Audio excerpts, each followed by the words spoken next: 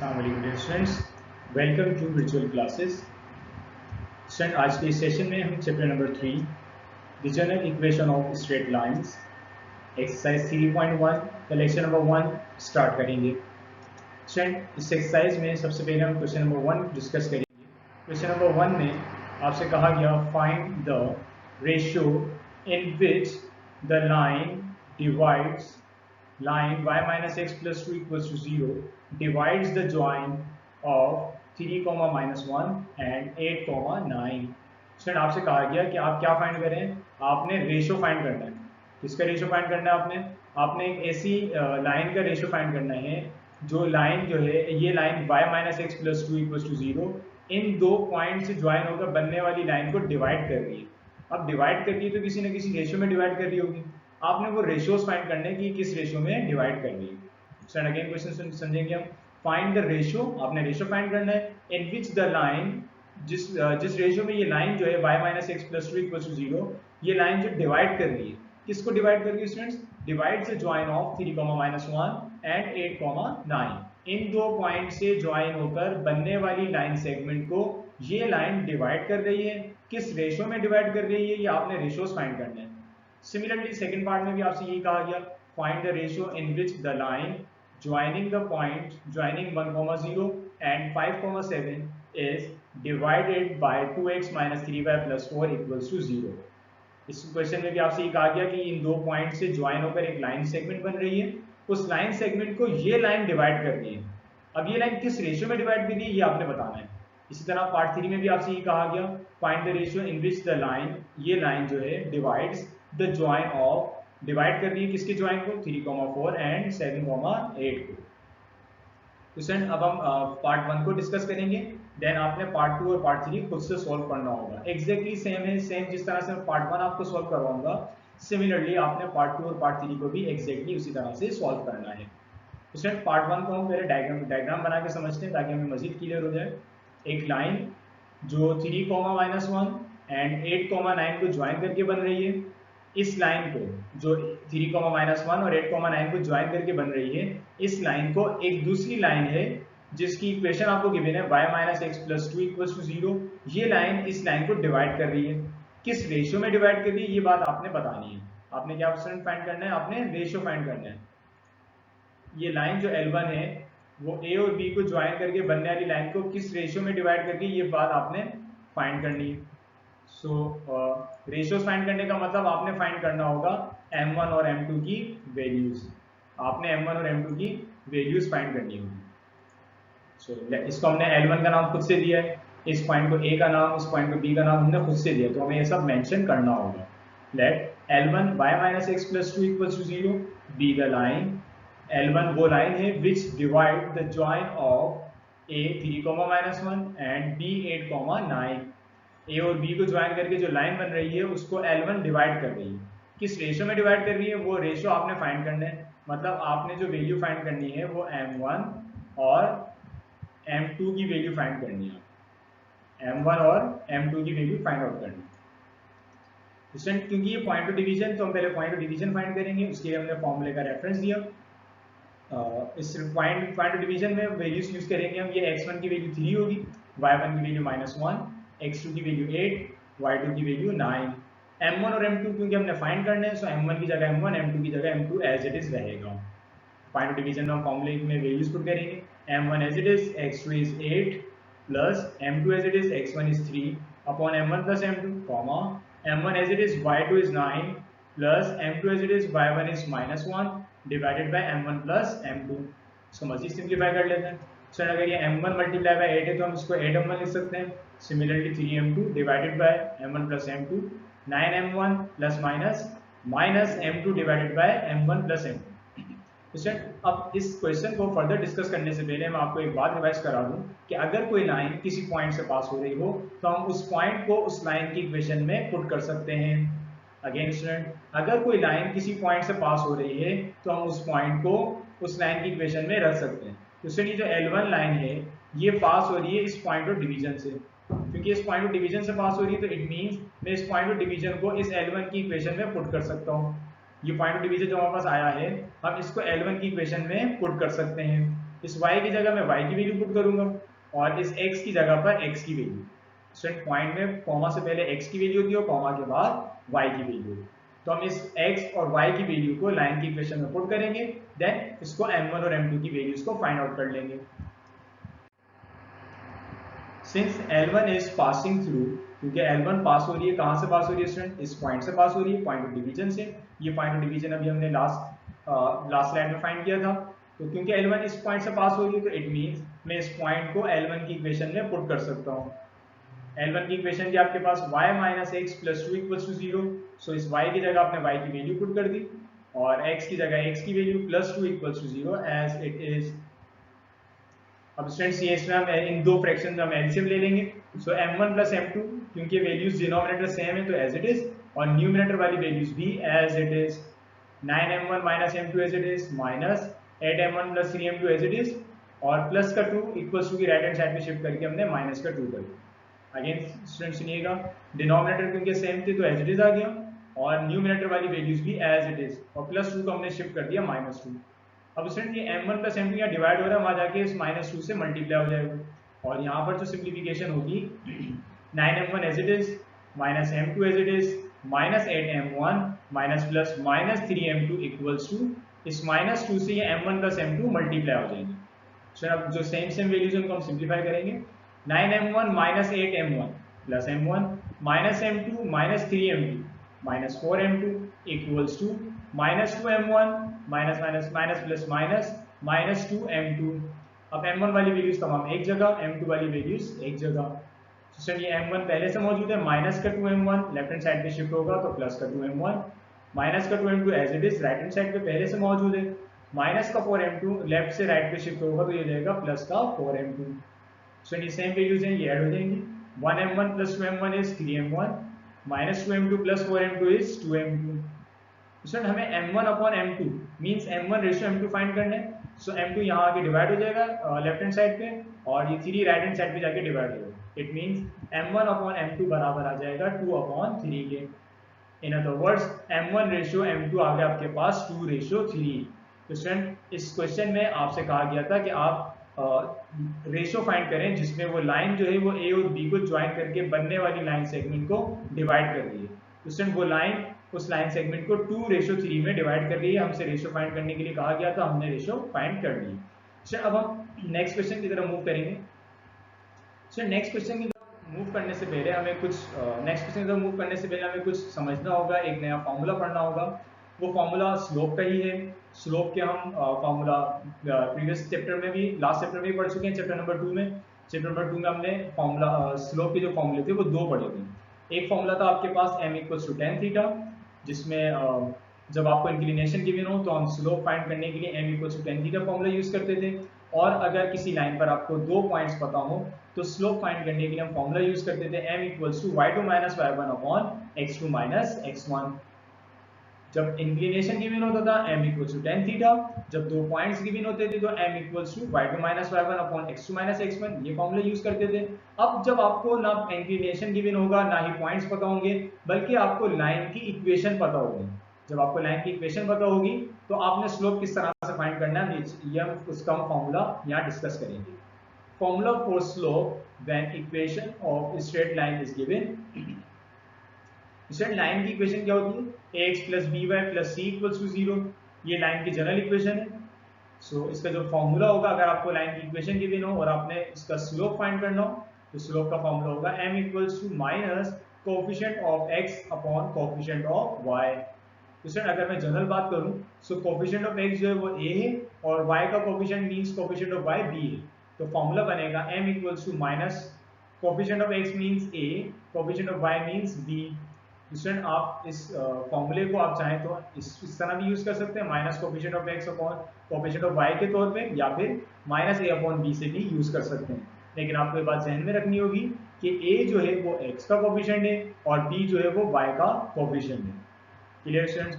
अच्छा, ये फॉर्मूला जब यूज होगा स्टूडेंट जब आपके पास x और y दोनों किसी भी एक साइड पर मौजूद हो, या फिर राइट हैंड साइड पे या लेफ्ट हैंड साइड पे कहीं पर मौजूद हो, लेकिन ये तमाम टर्म्स किसी एक साइड पर होनी चाहिए। देन आप कोफिशिएंट्स को यहाँ पुट करके उसका स्लोप फाइंड आउट करेंगे। अब हम इस फॉर्मूले को क्वेश्चन में यूज करेंगे। Question number 3, find whether the following lines are parallel, perpendicular और नाइदर।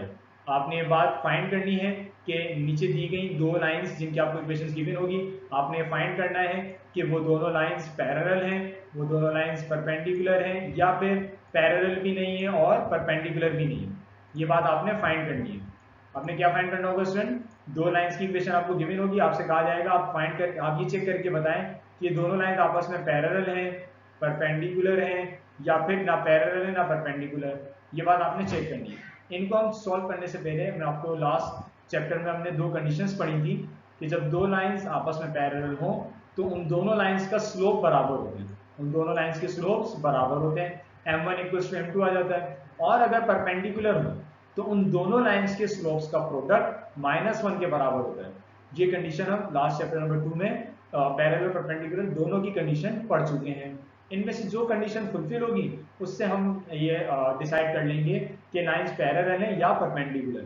अगर दोनों ही कंडीशन पूरी नहीं होती तो इसका मतलब नाइदर पैरेलल नॉर परपेंडिकुलर, ना ही वो पैरेलल है ना ही परपेंडिकुलर है। तो स्टूडेंट हम इसमें क्वेश्चन नंबर 3 का पार्ट 2 आपको इक्वेशन गिवन है पार्ट 2 में 3x - 4y - 11 = 0, और सेकेंड लाइन की इक्वेशन गिवन है 8x + 6y + 5 = 0। आपने यहाँ पे इन दोनों लाइंस को चेक करना है कि दोनों लाइंस जो हैं ये पैरेलल हैं, परपेंडिकुलर हैं, या फिर पैरेलल भी नहीं है और परपेंडिकुलर भी नहीं है। ये आपने जो भी दो लाइंस हैं, जो भी दो लाइंस की कंडीशन है वो आपने फाइंड करनी है। तो पैरेलल या परपेंडिकुलर फाइंड करने से पहले हमें इन दोनों लाइंस की स्लोप चाहिए होंगे। अब जब लाइन गिवन हो और स्लोप फाइंड करना हो तो हम ये फॉर्मूला यूज करेंगे, अभी हमने डिस्कस किया था, m = -a/b। सॉल्यूशन हमने फर्स्ट लाइन को कह देंगे हम L1 3x - 4y - 11 = 0, और सेकेंड लाइन को हमने कह दिया L2 8x + 6y + 5 = 0। तो पहले हम स्लोप फाइंड करेंगे L1 का, उसके लिए हमने फॉर्मूले का रेफरेंस दिया, m = -a/b। तो स्टूडेंट a क्या होता है? कोएफिशिएंट ऑफ x, b क्या होता है? Coefficient of y। क्योंकि हम L1 की स्लोप फाइंड कर रहे हैं तो ये देगा m1 = माइनस फॉर्मूले का a की वैल्यू मींस x का coefficient 3/b, b means y का कोएफिशिएंट मींस -4। तो स्टूडेंट ये इस माइनस से ये माइनस कैंसिल आउट हो जाएगा, सो आपके पास m1 की वैल्यू आ जाएगी 3/4। स्टूडेंट ये आपके पास L1 का स्लोप आ गया, फर्स्ट लाइन का स्लोप आ गया। अब हम सिमिलरली सेम मेथड से सेकेंड लाइन L2 का भी इक्वेशन स्लोप फाइंड करेंगे। सो m2 = माइनस फॉर्मूले का x का coefficient means 8 upon coefficient of y means 6। तो स्टूडेंट अगर मैं इसमें कैंसिलेशन कर दूं 2 × 4 8, 2 × 3 6, तो m2 सेकेंड लाइन का स्लोप आ जाएगा आपके पास -4/3। स्टूडेंट ये दोनों स्लोप आ गए। अब आप स्टूडेंट ऑब्जर्व कर सकते हैं कि m1 और m2 दोनों स्लोप्स बराबर नहीं है, इक्वल नहीं है। इसका मतलब ये पैरेलल तो नहीं हो सकती, ये दो लाइंस पैरेलल नहीं हो सकती, क्योंकि पैरेलल की कंडीशन ये है कि वो दोनों लाइंस का स्लोप क्या होगा स्टूडेंट्स? इक्वल होगा, तभी वो दोनों लाइंस पैरेलल कहलाएंगी। आप चेक करेंगे कि ये पैरेलल तो नहीं, अब हम चेक करेंगे कि परपेंडिकुलर है या नहीं। परपेंडिकुलर के लिए हम परपेंडिकुलर की कंडीशन को यूज करेंगे, सिंस m1 × m2 = -1, ये परपेंडिकुलर की कंडीशन है। अगर कोई दो लाइंस आपस में परपेंडिकुलर होंगी तो उनके स्लोप्स का प्रोडक्ट -1 के बराबर आना चाहिए। अगर उनके स्लोप्स का प्रोडक्ट -1 के बराबर आ गया, इट मींस वो दोनों लाइंस आपस में परपेंडिकुलर हैं। सो m1 की वैल्यू आई थी आपके पास 3/4 मल्टीप्लाई बाय m2 की वैल्यू -4/3 = -1। तो स्टूडेंट अगर मैं यहाँ पे कैंसिलेशन कर दूं, सो 3 से 3 कैंसिल, 4 से 4 कैंसिल, 3 से 3 कैंसिल हो जाएगा, देन इस 4 से ये 4 कैंसिल, तो स्टूडेंट आपके पास 1 बचा। आपके पास स्टूडेंट क्या बचेगा? 1, और ये माइनस का ये माइनस भी बचेगा, तो इट मींस आपके पास जो वैल्यू बचेगी -1 = -1। तो स्टूडेंट क्योंकि परपेंडिकुलर की कंडीशन वेरीफाई हो चुकी है, इट मींस जिन दो लाइंस के हमने स्लोप फाइंड किए थे, जिन दो लाइंस के स्लोप हमने यहाँ यूज किए हैं, वो दोनों लाइंस आपस में परपेंडिकुलर हैं। तो हम यहाँ पे स्टेटमेंट दे देंगे, therefore L1 and L2 are perpendicular. So हमने ये बात तय कर ली, ये बात हमने फैसला कर लिया कि ये दोनों लाइंस जो हैं ये आपस में परपेंडिकुलर हैं। अगर इन दोनों लाइंस के स्लोप बराबर आते तो हम पैरेलल कह देते। अगर पैरेलल और परपेंडिकुलर दोनों की ही कंडीशन पूरी नहीं होती तो हम इसको कह देते कि दोनों लाइन जो है नाइदर पैरेलल नॉर परपेंडिकुलर, ना ही वो पैरेलल है ना ही वो परपेंडिकुलर है। तो अब हम नेक्स्ट क्वेश्चन की तरफ मूव करेंगे। Question number 4, find the acute or right angle between the following pairs of lines, pairs of straight lines। आपने नीचे दी गई स्ट्रेट लाइंस के पेयर मतलब दो लाइंस की इक्वेशन आपको गिवन है, आपसे कहा गया आप फाइंड करें उनके दरमियान एक्यूट या फिर राइट एंगल। आपने एक्यूट और राइट एंगल ही फाइंड करना है, दूसरा एंगल फाइंड नहीं करना। तो स्टूडेंट मैं इस क्वेश्चन को स्टार्ट करने से पहले आपको एक्यूट एंगल रिवाइज करा दूं कि एक्यूट एंगल्स वो एंगल्स होते हैं जो 0 से बड़े और 90 से छोटे होते हैं। Angles which are greater than 0 but less than 0 are called acute angles। और राइट एंगल तो स्टूडेंट आपको पता ही है कि राइट एंगल जो है वो 90 डिग्री का एंगल कहलाता है। फर्स्ट पार्ट में आपको जो जिन दो लाइंस की इक्वेशन गिवन है वो है 3x plus y minus 7 equals to 0 and second equation given आपको x plus 2y plus 9 equals to 0। Student in दोनों लाइंस के दरमियान आपने एंगल फाइंड करना है, लेकिन वो एंगल या तो एक्यूट हो या फिर राइट एंगल हो। सो फर्स्ट लाइन को हम कह देंगे L1, let L1 3x plus y minus 7 equals to 0 और सेकंड लाइन को हम कह देंगे L2 x plus 2y plus 9 equals to 0। Student chapter number 2 में हमने दो लाइंस के दरमियान एंगल निकालने का फॉर्मूला पढ़ा था जो कि था tan theta equals to m1 minus m2 upon m1 plus m2। Student दो लाइंस के दरमियान अगर आपने एंगल फाइंड करना हो तो उन दोनों लाइंस के स्लोप्स का होना जरूरी है। उन दोनों लाइंस के स्लोप्स अगर आपको पता होंगे देन ही आप उनके उन लाइंस के दरमियान आप एंगल फाइंड कर सकते हैं, अदरवाइज उनके दरमियान आप एंगल फाइंड नहीं कर सकते। सो इट मींस मुझे इन दोनों के दरमियान एंगल फाइंड करने से पहले इन दोनों के स्लोप्स फाइंड करने होंगे। तो स्लोप के फॉर्मूले का reference m equals to minus a over b. Sir ये फॉर्मूला हम क्यों यूज कर रहे हैं, प्रीवियस जो दो फॉर्मूले हमने पढ़े वो क्यों नहीं यूज कर रहे हैं, वो इसलिए कि जब आपको लाइन की इक्वेशन गिवन हो तो आप स्लोप फाइंड करने के लिए यही वाला फॉर्मूला यूज करेंगे, जिसमें a जो है वो x का कोएफिशिएंट कहलाता है और b जो है वो y का कोएफिशिएंट कहलाता है। तो पहले हम फाइंड करेंगे स्टूडेंट L1 का स्लोप। तो slope of L1 m1 equals to minus फॉर्मूले का a मींस x का coefficient is 3, b means y का coefficient 1, so minus 3 upon 1 means m1 आ गया आपके पास माइनस 3। सिमिलरली अब हम L2 का स्लोप फाइंड करेंगे। Slope of L2 m2 equals to minus coefficient of x का कोएफिशिएंट L2 में 1 है upon coefficient of y means d, y का कोएफिशिएंट यहाँ पर 2 है। सो सर ये आ गया आपके पास slope of L2 means m2 equals to minus 1 upon 2। Sir अगर आपको याद हो तो हमने जो एंगल का फॉर्मूला पढ़ा था तो वहां हमें एंगल की डायरेक्शन दी जाती थी कि एंगल जो है वो L1 से L2 है या L2 से L1 है, देन हम उसके अकॉर्डिंगली ही फॉर्मूला जनरेट करते थे। लेकिन यहाँ पे आपसे कहा गया between the following lines, between यहाँ वर्ड यूज हुआ बिटवीन का, यहाँ हमें डायरेक्शन नहीं पता तो हम एंगल का फॉर्मूला जो है प्लस माइनस के साथ दोनों डायरेक्शंस में यूज करेंगे। सो एंगल बिटवीन लाइंस, अगर एंगल आपने लाइंस के दरमियान मालूम करना हो जब आपको डायरेक्शन ना पता हो तो आपने जो फॉर्मूला यूज करेंगे वो होगा tan theta equals two plus minus m1 minus m2 upon 1 plus m1 m2। इसमें सिर्फ फर्क इतना है क्योंकि बिटवीन का कहा है हमें डायरेक्शन नहीं पता तो हम प्लस माइनस के साथ दोनों डायरेक्शंस में हम एंगल निकालेंगे। हम L1 से L2 और L2 से L1 भी निकालेंगे क्योंकि हमें यहाँ डायरेक्शन मेंशन नहीं है। अब आप चाहें तो आप L1 टू L2 अलग से फॉर्मूला बना के निकाल सकते हैं, फिर आप L2 टू L1 बना के निकाल लें, या फिर आप प्लस माइनस के साथ ही फॉर्मूले को लेके चलें और एंड में आके दोनों को अलग अलग कर दें। सो इसमें हम वैल्यूज पुट करते हैं student. tan theta as it is m1 is -3, m2 is -1/2, m1 की जगह -3 माइनस फॉर्मूले का, m2 is -1/2, 1 plus as it is m1 की वैल्यू -3, m2 की वैल्यू -1/2। इसको हम सिंप्लीफाई करेंगे सो हो जाएगा tan theta equals two plus minus -3 minus minus plus -3 plus 1/2 divided by 1 plus 3/2।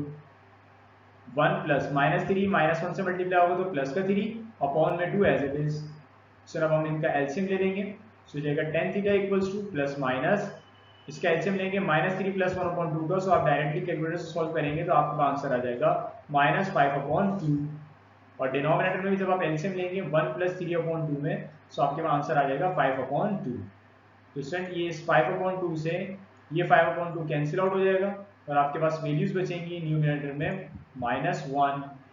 So tan theta equals two plus minus bracket -1। इस bracket का answer क्या बचेगा स्टूडेंट? -1। अब स्टूडेंट यहाँ से हम प्लस में अलग और माइनस में अलग कर लेंगे। सो tan थीटा इक्वल्स टू -1। जब मैं इसको प्लस के साथ अलग करूंगा सो प्लस माइनस माइनस का 1 हो जाएगा, और जब मैं इसको माइनस के साथ अलग करूंगा सो tan थीटा हो जाएगा माइनस माइनस प्लस का 1।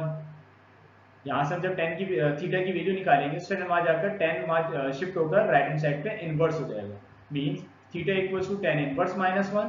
Similarly theta equals to tan inverse 1। Student आप tan इनवर्स -1 की कैलकुलेटर से वैल्यू फाइंड आउट करेंगे। सो या तो कैलकुलेटर आपको -45 देगा या फिर 135, और जब tan इनवर्स 1 फाइंड करेंगे तो आपके पास कैलकुलेटर आंसर दे देगा 45। तो स्टूडेंट दोनों आंसर्स में आपसे क्वेश्चन में कहा गया था आप या तो एक्यूट एंगल फाइंड करें या राइट एंगल, इसके अलावा अगर कोई एंगल आ रहा है तो आपने उसको एक्सेप्ट नहीं करना। तो स्टूडेंट अगर हम -45 और 135 की बात करें तो ये दोनों एक्यूट एंगल्स नहीं है। 135 90 से बड़ा है और -45 0 से छोटा है। एक्यूट एंगल्स कौन से होते हैं स्टूडेंट? मैंने आपको अभी क्वेश्चन के स्टार्ट में बताया था कि वो तमाम एंगल जो 0 से बड़े हों और 90 से छोटे हों। तो उस कंडीशन में ये वाला एंगल लाई कर रहा है, इट मींस हमारा जो आंसर होगा वो थीटा इक्वल्स टू 45 होगा। हम इस आंसर को एक्सेप्ट करेंगे, दूसरा आंसर हमारे लिए एक्सेप्टेबल नहीं है क्योंकि क्वेश्चन में कंडीशन लगाई गई थी कि आपने जो एंगल फाइंड करना है वो या तो एक्यूट हो या फिर राइट एंगल हो। तो हमने एक्यूट आंसर आ रहा था, हमने इसको एक्सेप्ट कर लिया। ये आंसर एक्सेप्टेबल नहीं है क्योंकि ये एक्यूट एंगल नहीं है और ना ही ये राइट एंगल है। क्वेश्चन में आपसे एंगल फाइंड करने के लिए कहा गया था, हमने एंगल फाइंड कर लिया। अब हम नेक्स्ट क्वेश्चन की तरफ मूव करें। Question number 5, find the equation of the following straight lines. आपने नीचे दी हुई स्ट्रेट लाइंस की इक्वेशन फाइंड करनी है। आपको हर पार्ट में स्ट्रेट लाइन के बारे में इंफॉर्मेशन गिवन है, आपने उन इंफॉर्मेशन को यूज करके लाइन की इक्वेशन फाइंड करनी है। तो पार्ट 1 में आपसे कहा गया कि आप एक ऐसी लाइन की इक्वेशन फाइंड करें विच पासिंग थ्रू 3,-4, जो 3,-4 से पास हो रही है, and parallel to 2x + 3y = 4, जो इस लाइन के पैरेलल भी है।